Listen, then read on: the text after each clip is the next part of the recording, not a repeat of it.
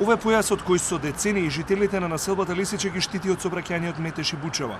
Се определиле да живеат во семени куќи, подалеку од стамбените блокови. На тој мир и начин на домување му се ближи крајот, ако општината не ги прифати нивните забелешки и дозволи во првиот ред да никнат повеќе катници.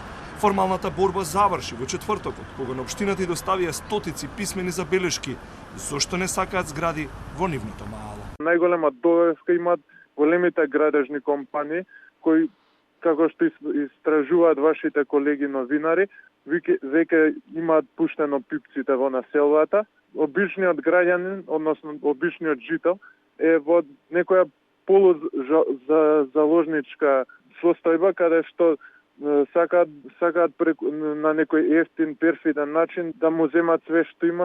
Општина Аеродром во 2019-та ќе отпочне процедура за носење на детален урбанистички план. За него не знаат многумина, но затоа некои од докажаните скопски градежници ќе одвојат пари за да купат ниви во првата линија на булеварот. Но тие ниви во предлог ДУП-от наместа се и 12 катници. Според граѓанската иницијатива за спас на Лисиче, градоначалникот на општина Аеродром сега нема многу избор. Едната е да застанат на страна на граѓаните и да ги прифатат нашите барања кои нели се спречување на оваа присилна урбанизација, односно уништување на цела населба, или додат против нас и да застанат на страна на урбаната или градежните компании, како и да ги наречете.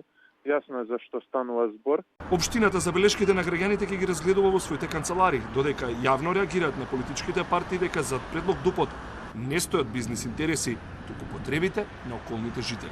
Овие празнични денови на дневен ред за споделување лажни вести од тендер партијата е ДУП-от во делот на Лисиче, за кој во неколку наврати потенциравме дека станува збор за процес кој е почнат 2019 година, а кој решава сериозни урбанистички проблеми за граѓаните во овој дел од општината.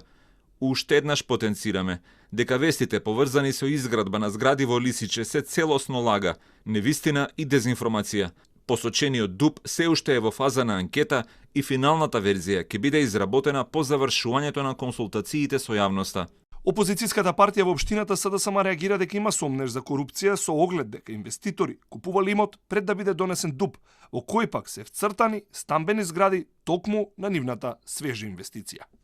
Парцелите во Лисиче со површина од над 1000 квадратни метри биле купени од инвеститори како ниви пред носењето на урбанистичкиот план.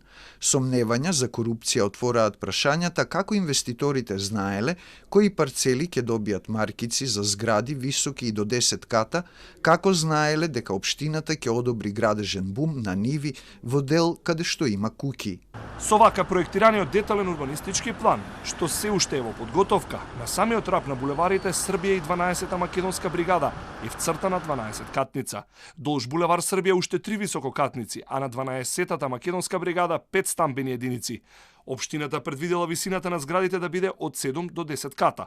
Токму овој план е најгорливиот проблем за околните жители, кои освен метеж ќе добијат бетонизација во една од општините со најлош амбиентален воздух.